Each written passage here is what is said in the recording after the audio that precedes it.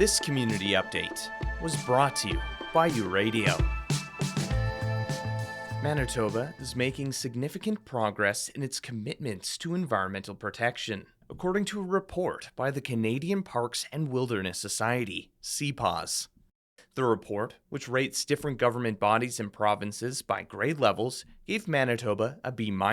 Yes, Manitoba is the most improved of any jurisdiction in Canada in terms of moving forward on land-based conservation, and we're very pleased about that. Ron Thiessen, Executive Director of the Manitoba chapter of CPAWS, says the province's recent commitments are promising. The two major pieces that led to that was the one is their commitment to protect 30% of Manitoba by 2030. That's a foundational commitment and it gives us a way to measure the government's progress in achieving conservation success.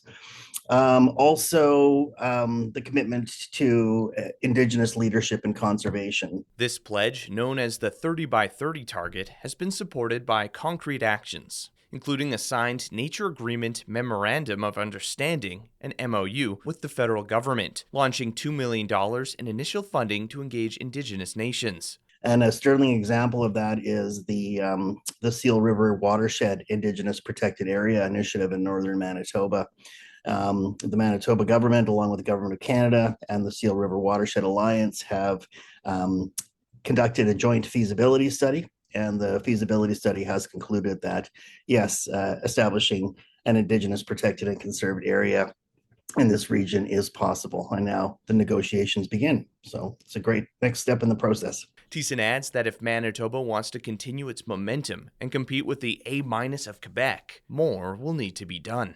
Certainly a significant financial investment to match the scale of the ambition that's required to achieve protecting 30% of Manitoba is required.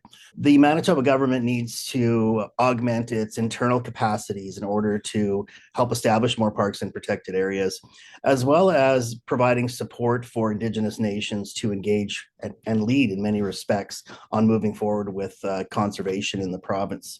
In Budget 2025, a $6.5 million increase was made in environmental stewardship and strategic investments, with $5.4 million toward the National 2 Billion Trees Program, focused on wildfire recovery, urban forest expansion, and Indigenous forestry initiatives. A $414 million commitment has also been made for Phase 2 of Winnipeg's North End Water Pollution Control Center, along with $410,000 to target the spread of aquatic invasive species.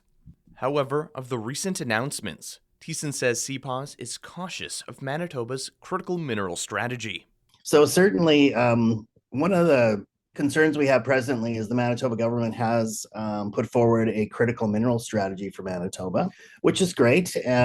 Certainly, a lot of these minerals are required for future uses and for now. The new critical mineral strategy positions Manitoba as a global hub for minerals needed for green technologies. A recent example of this was the Lynn Lake Gold Project, which developed a gold mine near the town of Lynn Lake.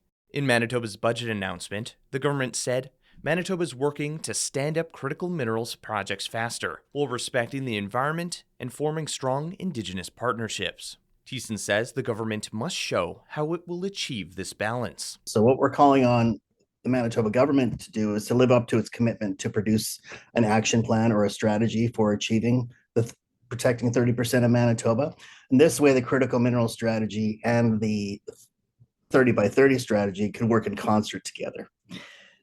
So Manitoba needs to lay out a solid vision for how it plans to achieve 30 by 30. What are the mechanisms? What are the tools in place that are going to help us get there? And how does it work with the critical mineral strategy? With Manitoba investing in environmental protection and resource development, Thiessen notes public engagement will remain crucial. He adds that CPAWS will be closely monitoring Manitoba's progress to see if it can graduate with honors in their following report.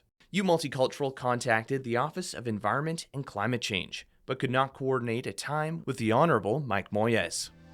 You're listening to U Radio, where diverse voices connect. Stay tuned for more stories and insights that matter. With Multicultural and the Local Journalism Initiative, I'm Ryan Funk.